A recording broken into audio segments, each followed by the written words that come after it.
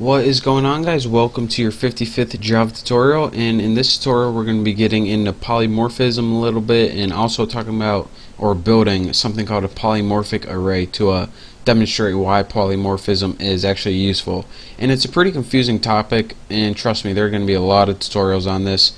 So if you're not quite sure what's going on by the end of this tutorial, then I promise you in a couple tutorials you'll be a pro on polymorphism. So in order to demonstrate polymorphism, we first need to build a computer program that uses inheritance in one way or another. So what I did is I set up, and you can probably tell this if you watch my last tutorials, I'm going to have a superclass called food. In this tuna class and pot pie class, since they're both types of food, they're going to inherit all the methods and variables in this food class. So the food is a superclass and the tuna and pot pie are subclasses. I already put extends food, and what extends food does is use an inheritance to inherit everything from food. But you should know that already if you watch my other tutorials. Just for the people who just started, that's what I'm doing. So now let's go ahead and build a basic method called eat in food. So void eat won't take any parameters, and what it will do is pretty much go system print a line, pretty much system out print line, and it's gonna say, did I get that right? System out print line. This food is great. And now what tuna and pot pie does, anytime you call the eat method, it would say this food is great. Now that's nice and all, but another thing about polymorphism, and I'm just going to do this for demonstration purposes, we can override the eat method. That if we put it in the tuna class and called it, it'll say this tuna is great now. And let's just do that one more time with pot pie. This pot pie is great. So even though it's inheriting the eat method from the food class, we overwritten it or overrode it with putting a new eat method inside the tuna and pot pie class. So now when you call the eat method in tuna, it says this tuna is great, and now when you call the eat method in pot pie, it says this pot pie is great. So now let's get into polymorphism, now that we have a program that uses inheritance. What polymorphism is pretty well. First, let me describe to you how we built reference variables and objects before. We did something like tuna Bucky equals new tuna, and we didn't really think about what we were doing, we just did it because that's how we were taught. But if you're wondering, alright, why do I need to put tuna right here and tuna right here as well? Shouldn't I only have to put it once to know that I'm talking about that class? Well, the thing is, well, first let me go over what these are. This right here, Bucky, is the reference variable. That means whenever you refer to the variable Bucky, you are referring to controlling the stuff in this class or object, which is tuna. And this pretty much is the data type. So it can control the tuna data type, and this object is of type tuna. But another cool thing is you can do this, and this pretty much is the intro to sorry.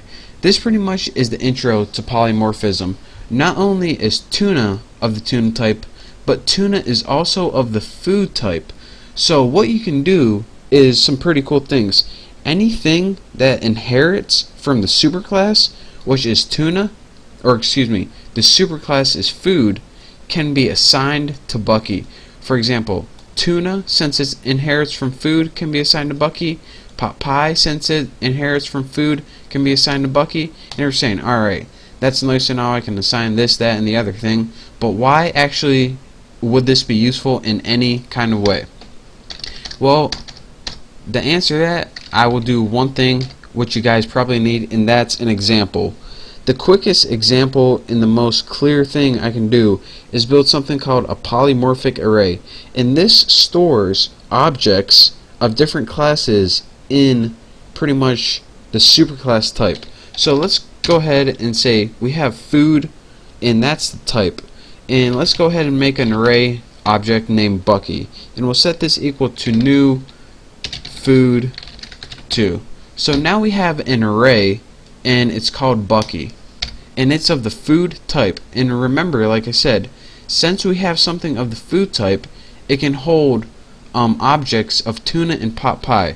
So for example, Bucky 0 can hold objects of new pot pie, just like that, and we'll set Bucky 1, which is a reference variable, and we'll set this equal to the object of new tuna.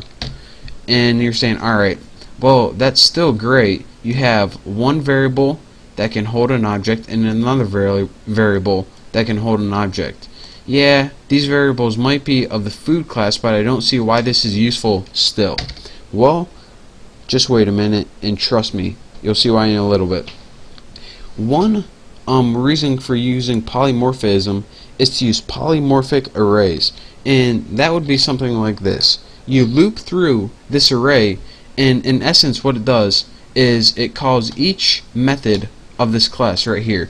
So let's go ahead and type for int x equals 0, and just put something like x is less than 2. You can also put array length, but you know, you don't want to. And do ++ x, and now what we can do is say something like this: Bucky x dot eat. And what this is going to do is loop through each one of these objects and call the eat method. So it's going to loop through the first object, which was assigned Bucky 0 pot pie, and it's going to call pot pie dot eat, which is say this pot pie is great. The next thing it's going to do is loop through the tuna object, which is tuna dot eat, and then it says this tuna is good. So then you save yourself the trouble of making a new object called tuna object, then you go tuna.eat, and then you have to make an object, and you have to call each method. And I just got rid of my curly brace right there. So what this pretty much does is loop through each of your objects and calls the eat method for each one. Don't believe me? I'll run it right here. It says this pot pie is great, this tuna is great. Bam. How easy is that? So that is pretty much your basics, the polymorphic array. You can assign different objects to variables as long as this reference variable is of the superclass type.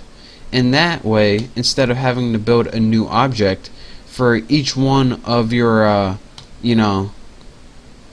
having to build a new object every time you want to use a method from that thing, you can build one reference variable of the superclass and assign it to objects of the subclasses and just loop through them with a polymorphic array. So how cool is that? And I know it's really confusing at first, but once I show you some other examples aside from polymorphic arrays, you're going to understand exactly how to use this, how it works, and you'll be a pro at it. So for now, thank you guys for watching. Don't forget to subscribe, and if you have any questions, just leave me a comment and I'll try to answer them. So thank you guys for watching again, and I will see you next time.